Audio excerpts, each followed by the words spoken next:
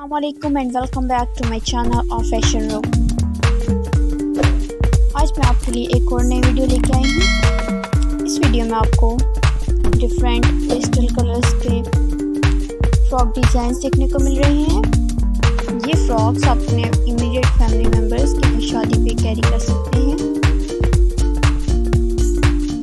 ये खूबसूरत और फ्लोर लेंथ फ्रॉक डिज़ाइंस आजकल फैशन में बहुत इन है। इस तरह के ड्रेसेस कैरी करके आप और खूबसूरत और एलिगेंट नज़र आ सकते हैं।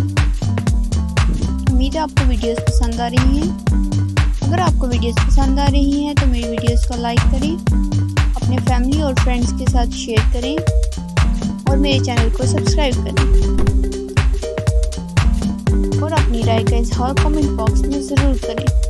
और अगर आप कोई वीडियो सजेस्ट करना चाहते हैं, जिस बारे में आप वीडियो देखना चाहते हैं, तो कमेंट बॉक्स में लिखिए। मैं आपकी राय के मुताबिक वीडियोस बनाऊंगी। थैंक यू एंड अल्लाह हाफिज़। Enjoy the video.